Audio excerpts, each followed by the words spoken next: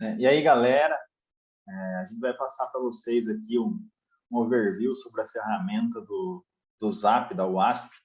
Nosso grupo é composto pelo Felipe, pelo Gelson, pelo Otávio e pelo Rodrigo, que sou eu que estou falando com vocês agora.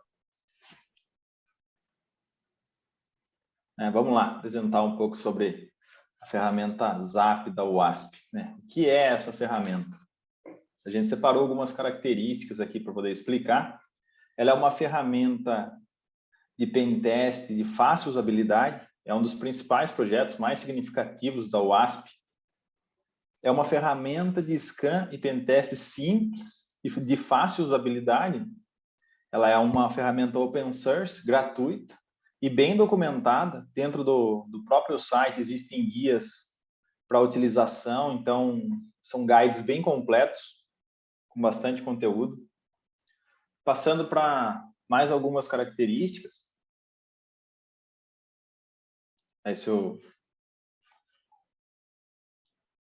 Ele é compatível com diversos sistemas operacionais, inclusive é uma ferramenta nativa do Kali Linux. Você consegue combinar o Zap com outras ferramentas, ele trabalha bem com outras ferramentas. E ela possibilita testes automáticos, automatizados de segurança. Isso aí, ele é utilizado nas principais distribuições de segurança que a gente tem aí no mercado.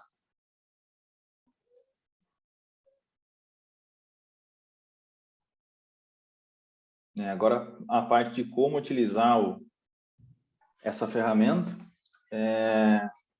Basicamente, toda requisição que é feita pelo browser nativo do nosso computador passa por ele, assim como as respostas das aplicações web passam por ele também. Ele consegue fazer essa validação, consegue capturar tudo o que está acontecendo de comunicação entre o cliente e o server.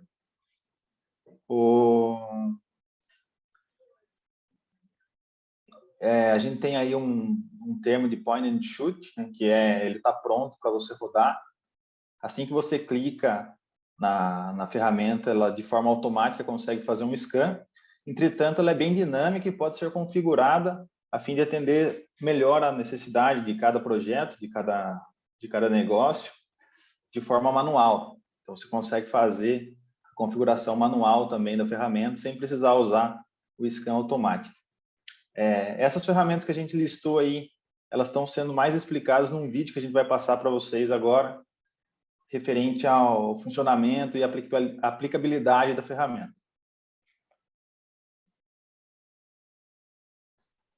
Bom, então, aí, indo primeiramente para a parte do teste automático, né? A gente pegou aí um site para fazer um teste, né? Esse Zero Web App Security aí é pronto para isso mesmo, né? Para fazer teste, a gente pode fazer requisição à vontade que não vai travar o servidor. E aí a gente clica simplesmente ali, né, no ataque para começar a análise, o scan automático. Aí está mostrando agora aí na tela as requisições, né?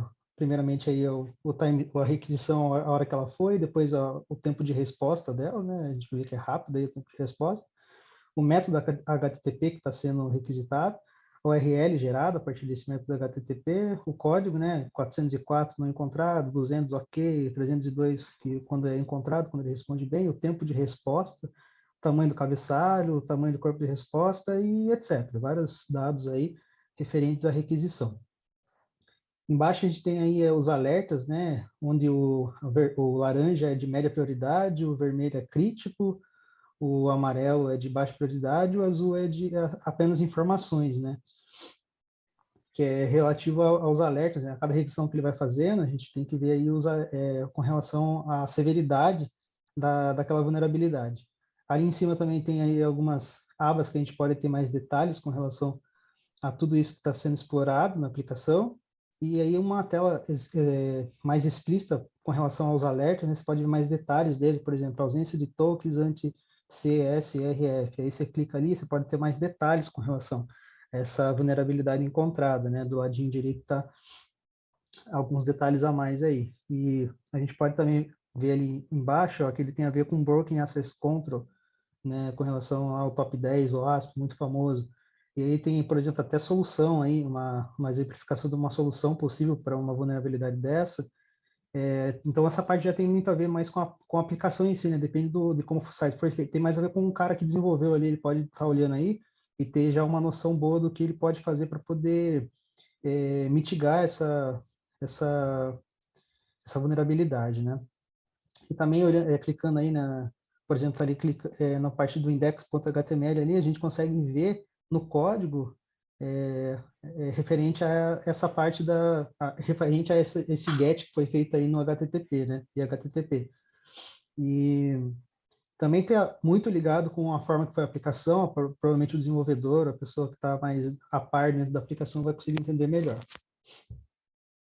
Certo. E agora a gente vai partir para a realização aí de um scan mais manual, né?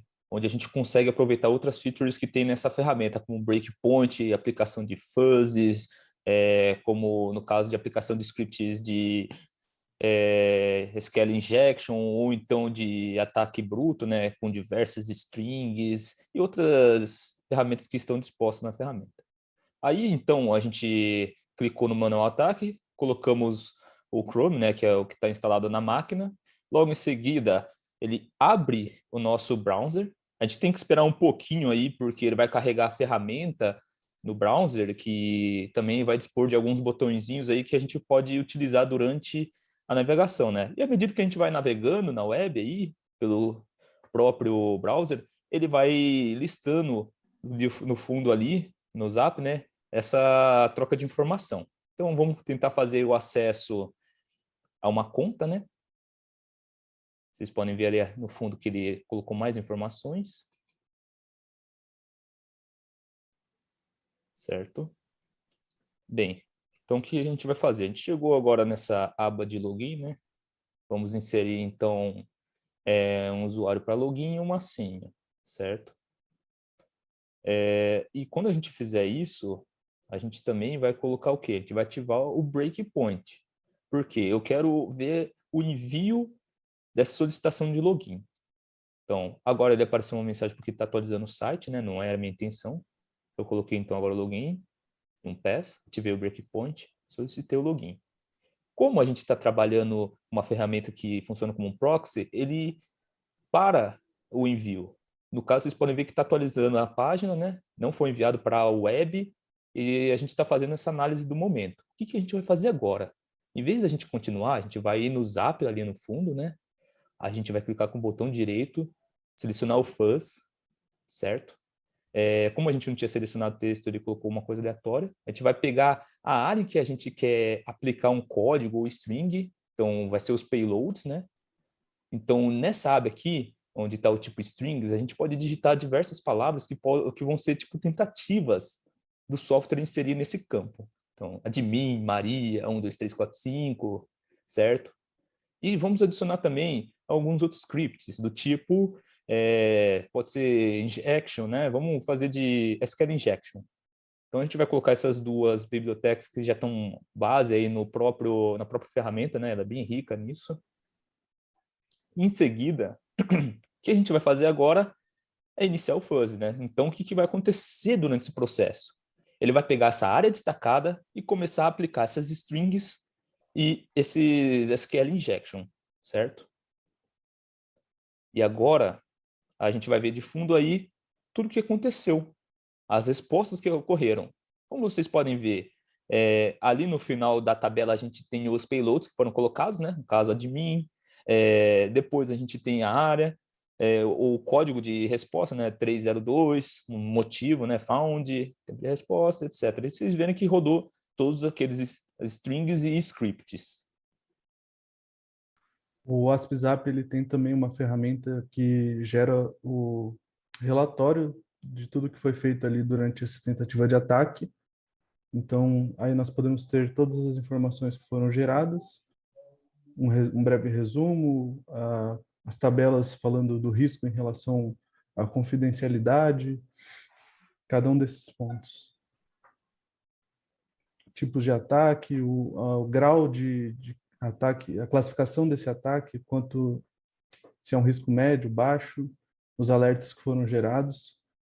E é importante entender que o WASP-ZAP ele é uma ferramenta. Então, apesar de todas essas informações, é necessário que a pessoa analise essas informações e, através dessa análise, ele compreenda como ele pode estar melhorando a aplicação web dele, né? Então, nós finalizamos essa apresentação aí essa overview do WASP-ZAP e reforçamos aí, né?